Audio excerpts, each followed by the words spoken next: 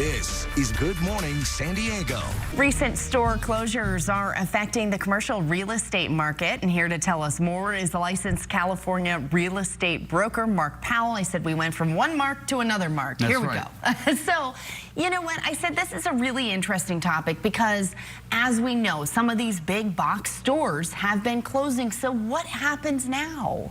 Well, when they close, it's not good for the other stores around because these big block stores are called anchor tenants.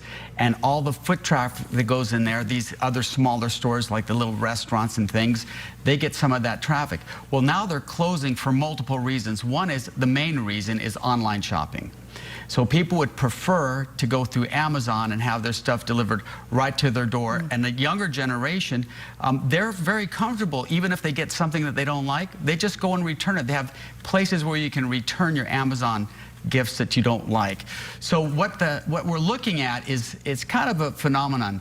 A lot of these are being turned into pickleball courts. So there's a need for pickleball. It's exploded. In the next 5 to 7 years, you're going to need 25,000 more pickleball courts. So, and they're like event centers. You can go in there and there's a little juice bar and people hang out, and they even have single pickleball tournaments, and you can go in there and meet people. So that's kind of the plan for what's going to happen with a few of these, because I know, I mean, we're talking about, there was just recently the 2 Kohl stores that are closing in San Diego, right? And so how does this fit in as far as the commercial real estate market? You're thinking that these pickleball places are going to snatch these up? Some will, but some, like the Big Lots in Claremont, that was turned into a Nordstrom's rack. So a lot of the other retailers that are doing better than some of the other ones, they'll move into those vacancies. But these buildings are very specific, so you cannot convert them into condos. So people were like, well, let's just make housing. Well, if you go in these stores, sometimes you'll see there's maybe 2, maybe 3 sets of restrooms, so the plumbing is not adequate to build condos. So you'll see, like in Horton Plaza and in Costa Verde, you have all these empty vacancies. It's cheaper for them just to scrape it and start from scratch instead of trying to repurpose these buildings. So some might even be torn down and turn into condominiums. Okay, so maybe that's an option for some locations, for others not so much.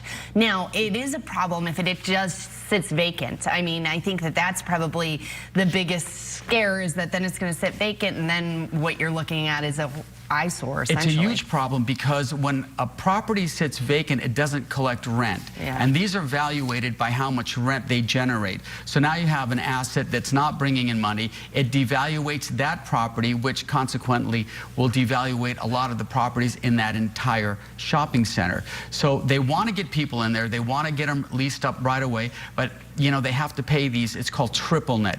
It's your taxes, your insurance, and your maintenance. And you know, in San Diego, you know how hard it is to get insurance? If you just have your house and you're in a fire zone, you're going to pay a lot for insurance. Sure. Well, these buildings have to pay for insurance too.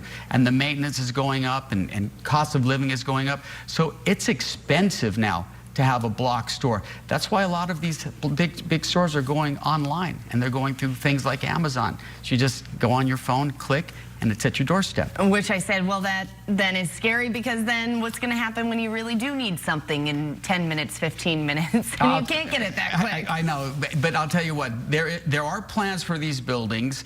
We'll have to just wait and see what they're going to be converted to, whether it's a pickleball court or another Nordstrom's rack. But they will be used because land in San Diego is really valuable. I mean, we're in one of the most expensive cities to live in when it comes to property values, and these buildings also have value. Okay, so you figure that they will be filled up. They won't just stay vacant. No. There's options for them. Multiple. And we will see what happens. 100%. Okay, Mark Powell, of course, we appreciate you coming in, sharing your insight, and giving us a look into this situation. Thank you very much. All right, and thanks for the donuts, too. You're welcome.